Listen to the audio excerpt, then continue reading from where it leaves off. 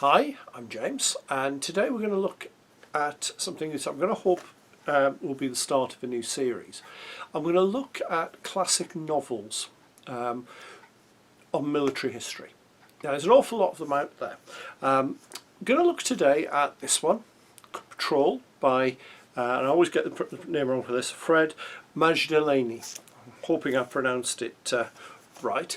Now, it's part of a series created by the Imperial War Museum where they're republishing a lot of classic World War II novels.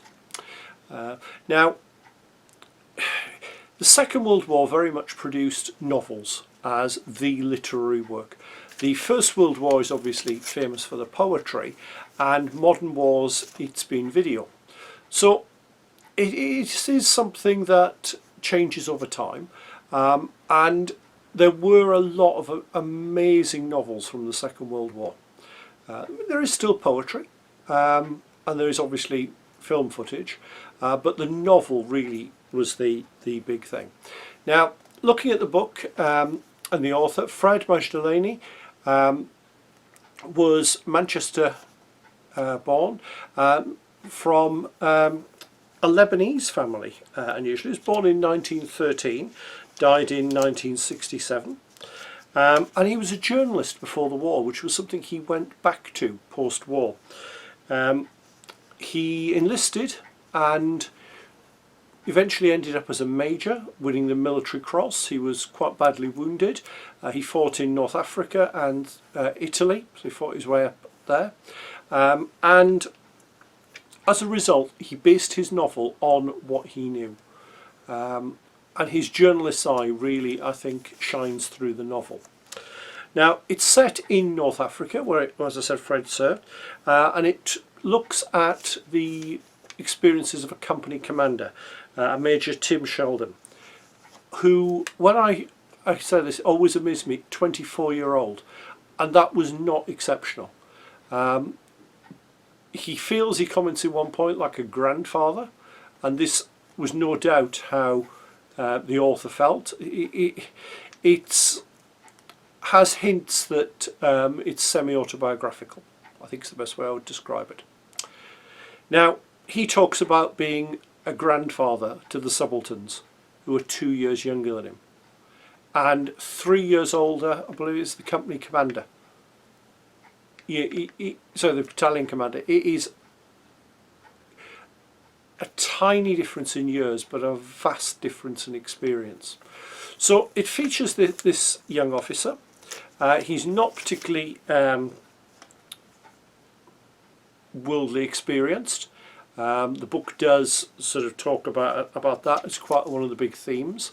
The first half of the novel is actually him recovering from a wound to his leg, and it deals with an awful lot of different bits and pieces. He meets a nurse who he gets very interested with. He's trying to romance her.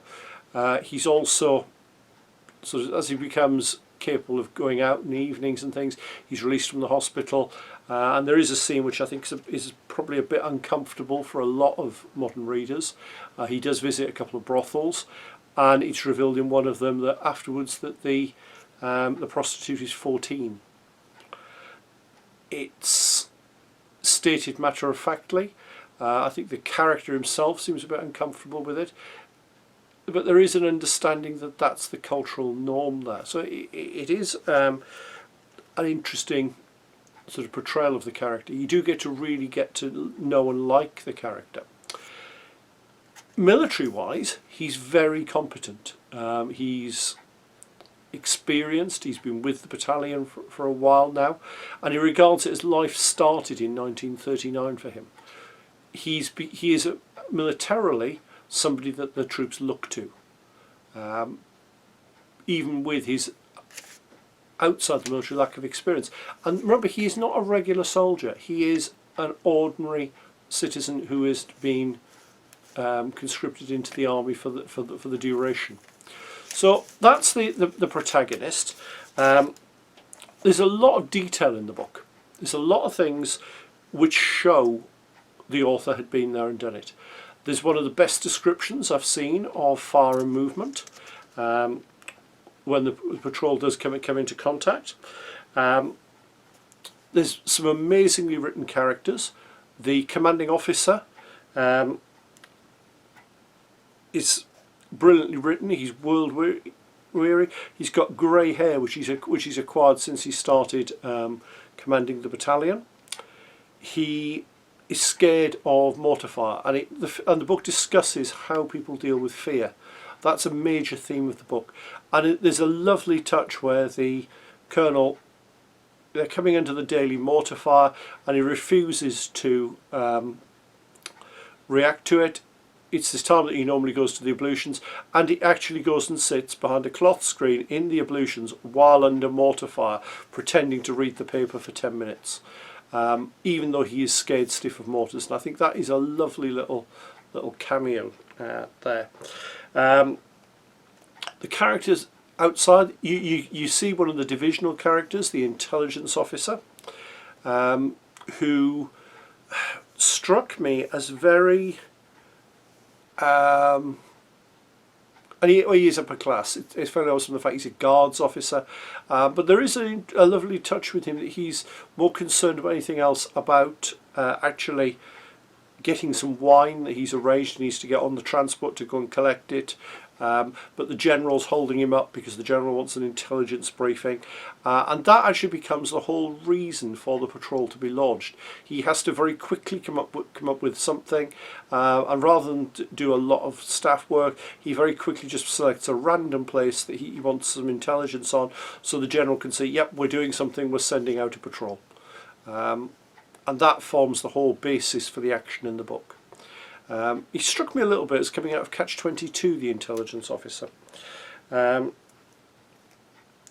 troopers themselves are slightly more caricature in some ways. The thing with a caricature is they often exist because that really is how people are. So you have a fairly typical spread of British private soldiers. You have, for example, ex-railwayman, you've got a potter, you've got a glass blower. So he's got a mix with it within his unit. He's got one regular sergeant with the patrol, who I love the description of. He describes him as the more and more they move away from the pre-war blancoing, polishing, all of that side of things, the less and less confident the sergeant becomes. Although he does come across as very competent even under fire in the book. So you sometimes have to look at not just what the character says about them, but also how they react. There is that little bit of difference there. He also meets a German officer who's been captured. They have quite a conversation, and it's very interesting that he seems to have more in common with the German officer fighting on the front than he does the brigade staff. And the divisional staff, and I particularly love the general commanding the division, where it's described as he basically has two ways of describing something, which is good show and bad show. And one character remarks, if it was the second coming, I think he would probably just sit there and go, oh, good show. So I like the sort of the characters with that. It's not a big battle or anything like that, and these are ordinary troops. You don't expect something like the Guns of Navarone or an epic. It is telling a patrol, literally, the everyday things. There's a hint at the end of the book that which echoes remarks All Quiet on the Western Front, where at the end of the patrol the paperwork comes back in, and it basically says, in fact I'll find the actual quote, I think, because I think it's worth reading it. In a club at St James's Street, London, an old man opened his newspaper and read the communique from Algiers. It said simply, nothing to report, patrol activity. Very strong way to look at it. So I'm going to look at a couple of extracts first of all, because I think there's a couple of very nice things that will help illustrate why I think this is such an amazing book. The first one is if you're a gamer, we're used to thinking of book strength, and it talks about his company. Charlie Company has should have a strength of 108. What it currently has is 62, including the reinforcements that have just arrived. And this is the description of how it's organised, as he's describing it to the new subaltern who's arrived. 2 platoons of 21 men each, plus a commander. I keep the rest here at company headquarters when they are laughingly known as the Mobile Reserve. So if you are expecting things to be organised as the manual says, this book does act as a very good tonic to that, and I do think that's a nice touch. So I'm going to read 2 little extracts. The first one talks about navigation while the patrol is out.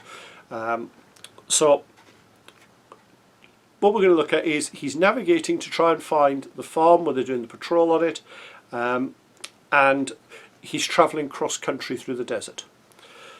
So this is what it says. He reckoned they'd covered about 3.5 miles in the 3 hours and a quarter that they'd been out.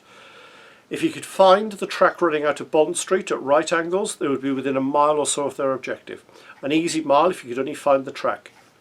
That was now the problem, to find the track. They were well into the middle of the plain, and the Bond Street was a goodish secondary road which cut across its middle. Like most of the roads in this country, it was bordered by nothing except for the shallowest of ditches. The point was which way to look first for the track. It was a toss-up as to go right or go left at Bond Street. It was another of those gun flashes. Sorry, if only another one of those gun flashes would light up pie crust, he could get a bearing and judge from that. But he'd had his rational luck for the journey.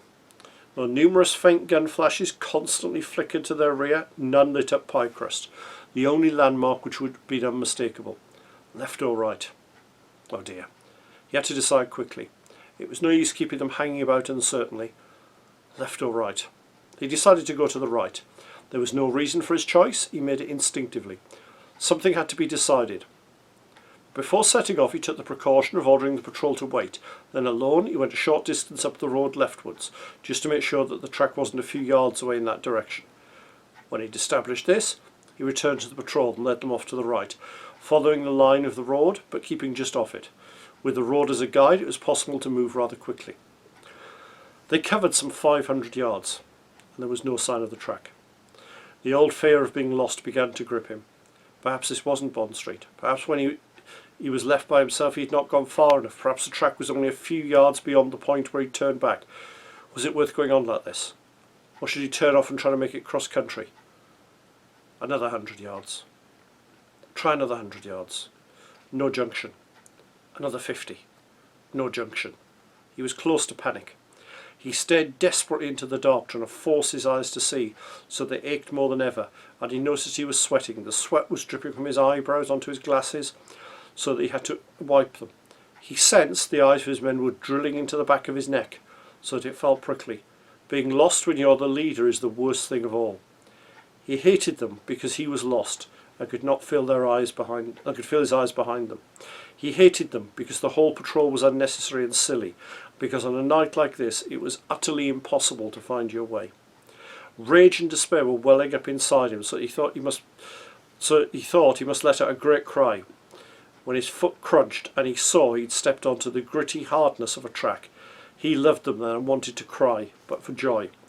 When the patrol lay prone, their weapons thrust automatically into fire situations, Sheldon closely examined the junction. It was a T-junction, all right. The track was a clearly defined one, even in the dark. By the standards of the country, almost a third-class road. The map showed only one T-junction on this road. This should be it. He had one way of checking.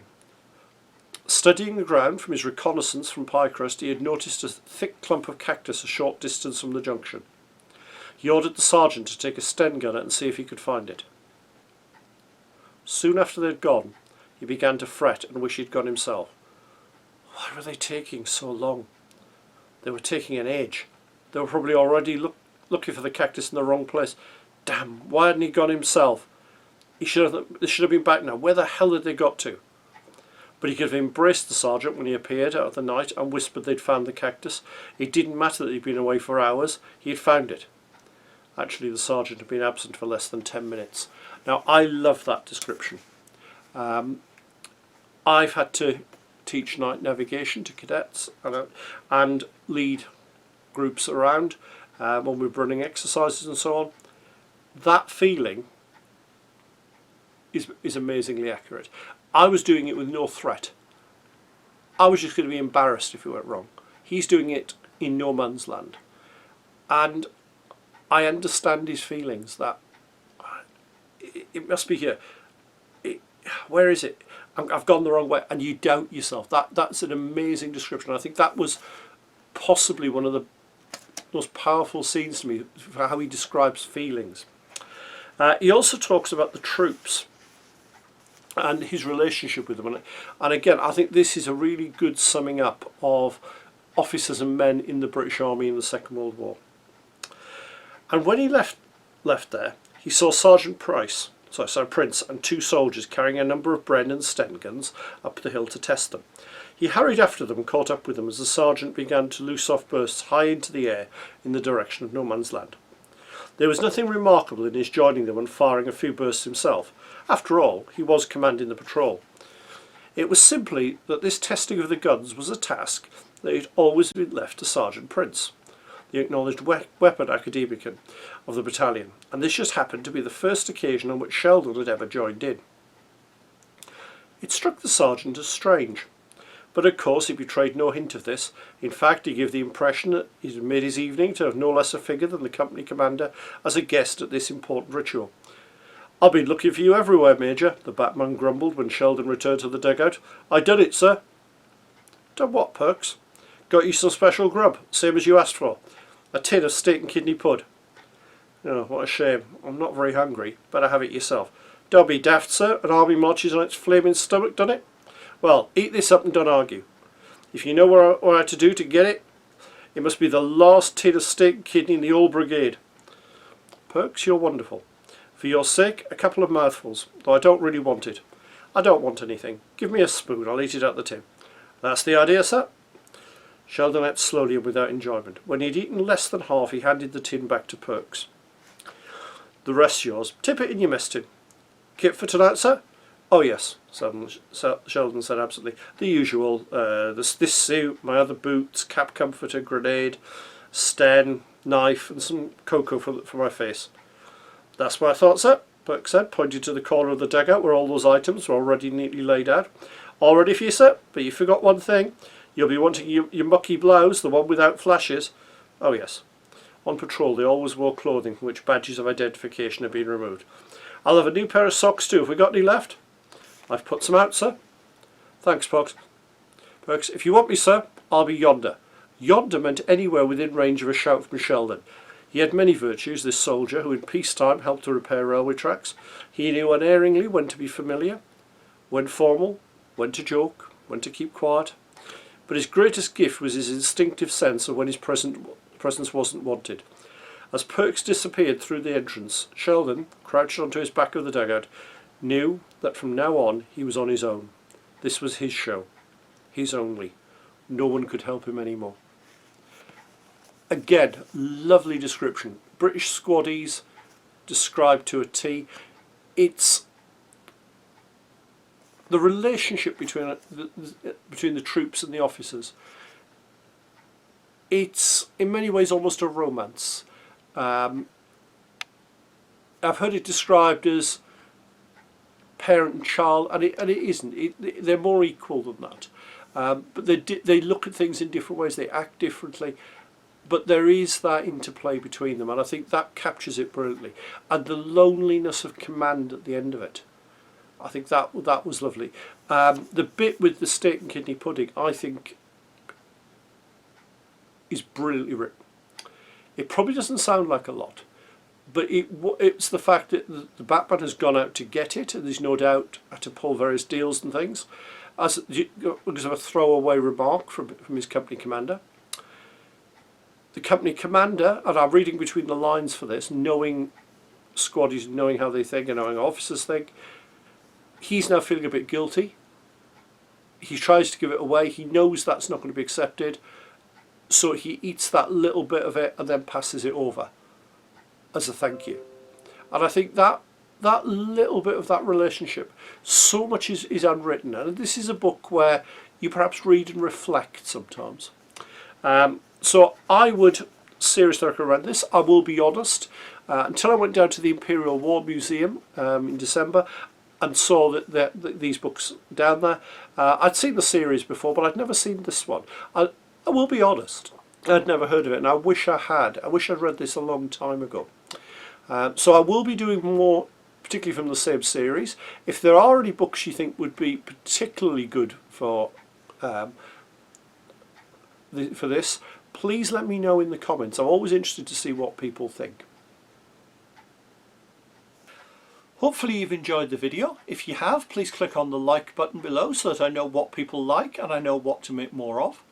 Alternatively, if you've enjoyed it and think you'd like to see more, please click on the subscribe button. That way you get notified by YouTube whenever I bring out a new video, and you never know, there might be something in there that you hadn't considered, because I do cover a variety of things on the channel. And finally, if you have a little bit of cash going, I now have a Patreon account. I'm always looking for patrons, because at the end of the day, let's be perfectly honest, it's a good way for me to get a little bit of money that I'll use to buy review items or to travel to museums and so on. I don't put a huge amount on that. At the minute, all we've got is one tier charging £1 a month, which just, as I say, helps cover my costs. See you soon.